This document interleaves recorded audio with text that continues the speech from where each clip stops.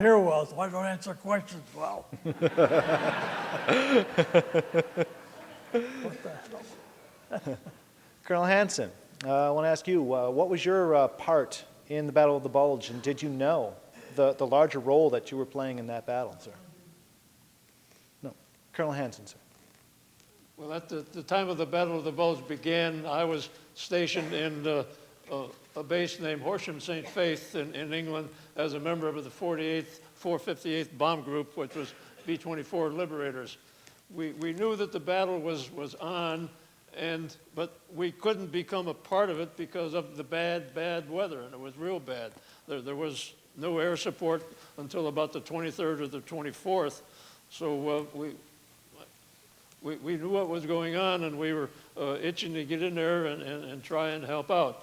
So finally, on the 24th, I was assigned as a pilot of a B-24 on a mission, and our target was the area in the vicinity of Bastogne. Now, as a strategic bomb group, we bombed industrial areas primarily, and bombing in the area of troops on the ground, we had to be very, very careful of our target. It was difficult to identify the exact point of the target to make sure that we didn't drop bombs on our friendly troops, which had happened. So anyway, as I recall, our bomb load that day was 250 pound, no, it wasn't 250 pound, it was fragmentation bombs, 8,000 pounds in each airplane. And we dropped those across the line on the German positions. And what I might say is, as an Army Air Force guy, we knew we were going on a mission that day, but I didn't have to get up out of a tent or a mud hole or anything like that. I had my nice warm bed in my BOQ and a pretty warm airplane to fly in and then back home to good conditions. But everybody in the group was very happy that day and before and afterwards that we could get out there and do our job and help out. At the end, the German objective was first Bastogne. We were 25 miles east of that. And then from Bastogne, which they thought they would take on the first day, they would swing northwest toward Antwerp, the major supply depot. Also, very few people realized that the Germans had all these tanks and great infantry soldiers, but their supply trains were pretty handicapped.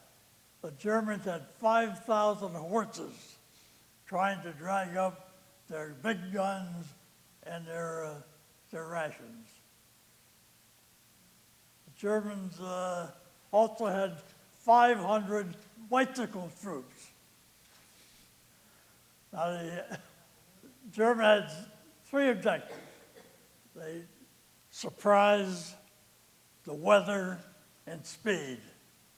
There were certainly surprises. The weather was great, as Colonel Hanson marked. We had no air cover for about the first week. And the third, they needed speed to get to their objectives. And that's where we were, to hold them up for 3 days so that the 101st Airborne could be rounded up from chasing the girls back in Paris and give them time to get to Bastogne. Amen. Well, gentlemen, it doesn't seem like we can have a talk about the Battle of the Bulge without talking about the weather. Mr. Orth, could you tell us about the weather and how cold it was and what life was like fighting during that battle? You talking to me? Yes, sir. Oh, okay. Yeah, the weather was real bad. As he said it, Spike said, I was driving an ambulance, which don't seem like a hell of a lot, but I was driving an ambulance, picking them up, wounded, and so forth and so on. And my ambulance never cooled off in 11 months. There was two of us in that ambulance, and that motor never cooled off in 11 months, hauling patients here and there. And they were talking about the weather, but if you, I don't know whether you know it or not, but just south of Bastogne was General Patton and his Third Army. Bogged down in the mud and the ice and the snow, as he says here, rain, snow, and more rain, and we're steps on our way to hell, according to General Patton. So what he did, he was waiting for this fellow here and the rest of them to come over and bomb the Germans and let them get into Bastogne. So he got out in a mud field there, or ice field, or snow, whatever, and he prayed to God to let the airplanes come over. I have a copy of the prayer here, and it's quite long, so I won't read the whole bunch of it. It says here, Lord, this is Patton speaking to you. These last 2 weeks were steps on our way to hell. I wonder in vain what's going on in your headquarters. Which side are you really on? That's what he says here. For 3 years now, my chaplains have maintained this war is now a holy war and a crusade. The only difference being that the soldiers of this age take cover in tanks. They claim we crossed the Atlantic to defeat the Germans. Until now, I agree with your statements because you gave us complete support. But it goes on and on. Down here praying to God to get the Air Force out. And lo and behold, if you ever seen the movie or whatever, the next day it cleared.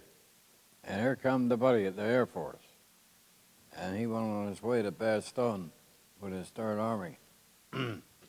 My ambulance, one of the things that was having a hard time with the ambulance, for 11 months I had a hell of a time trying to find gasoline. You might think gasoline, if they pull into a gas station and fill up, it not so. I had a hard time finding gasoline for the ambulance. I go in these motor pools and beg them to give me a 5-gallon can of gasoline. And I had to move my 5-gallon can of wine that I had in the back of the ambulance there. And my basket full of schnapps. Somebody said, how did you ever win the war? I said, we stayed drunk. What the hell do you think we did?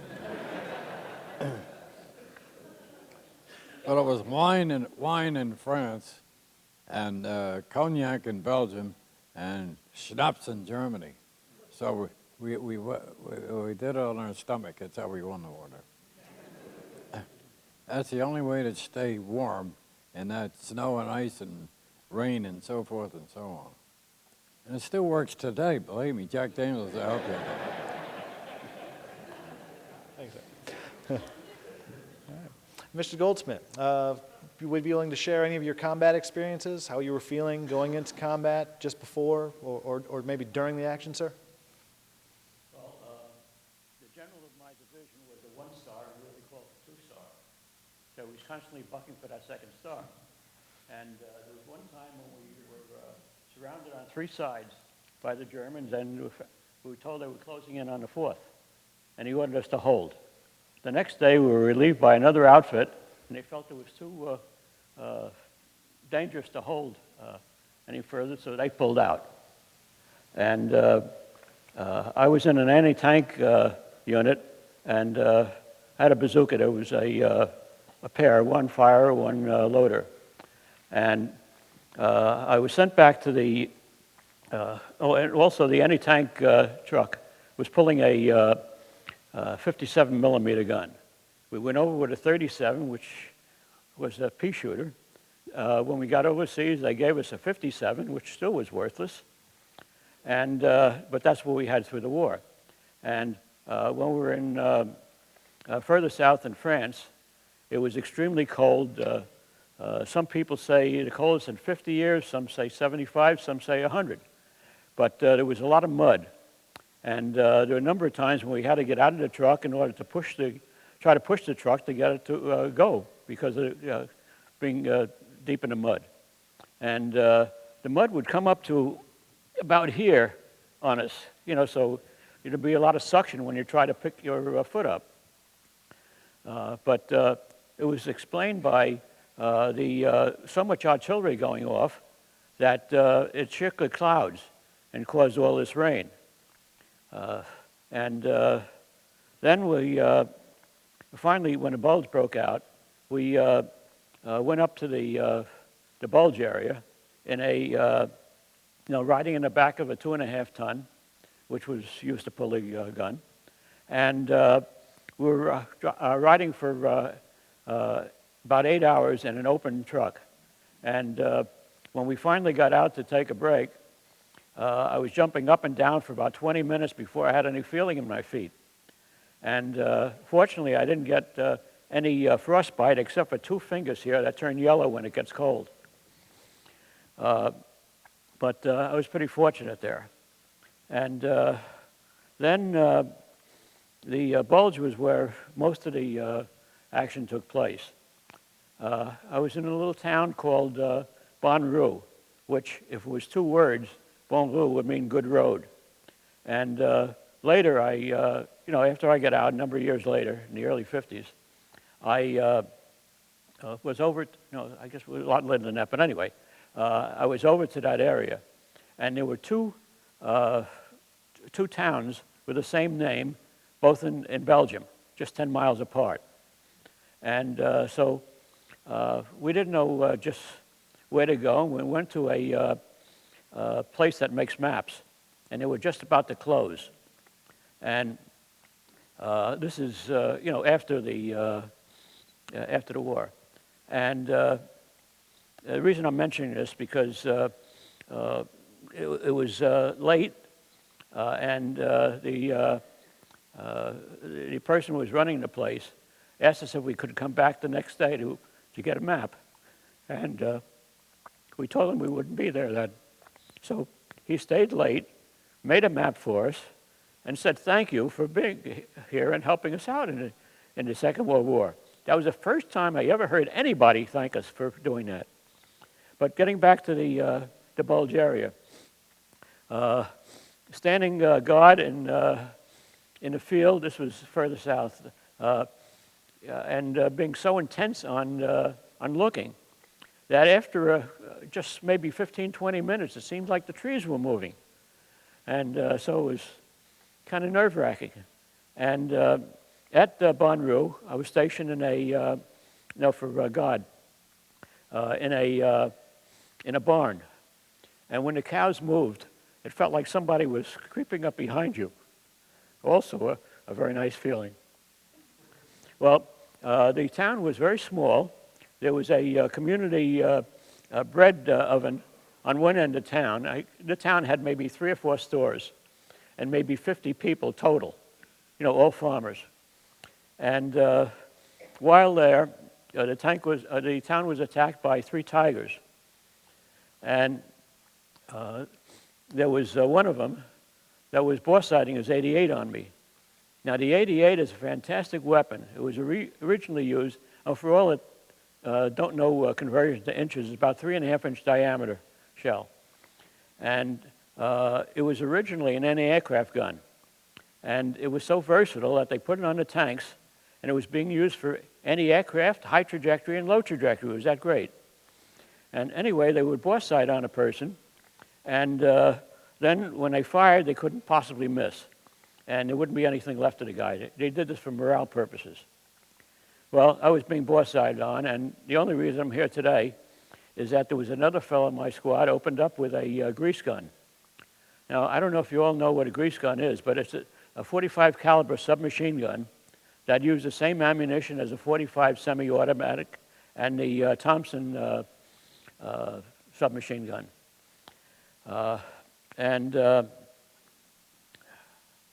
So anyway, he opened up on the side of the tank, and it must have made so much noise in there that they didn't fire, and they gave up. And then I was usually the firer of the bazooka, and my partner the loader. Well, this time he grabbed the bazooka first, and we went after a second tank. And he was all set to fire when the breach was somewhere around 2 feet away from a brick wall. And if he had fired, we would both be burnt to death. So fortunately, I called to him not to fire, and he didn't. Obviously, I'm here. And so we got a lucky hit on another tank, and it jammed the tread, so they couldn't move. They gave up. The third one ran away. And from what I understand, that was basically the last battle of the Bulge. And the Germans pulled back. And one of the things about when we were in that town, with the bazooka, I had on a field jacket that was wool-lined, a wool sweater under that, a wool shirt under that, had all open, and I was sweating profusely. So anyway, because of this, we were both issued battlefield promotions, and we were both private first class before that, and we went up to buck sergeant rather, and also ended up with a Silver Star because of it. But one of the important things was that we, the two of us and one other fellow in the division, I don't know why he got it, but we were given a day pass to Luxembourg City. This was after the Bulge was over. And that city was so modern that it was different from any other city or town in the in Europe. It had the ice cream parlors and stuff like that, movie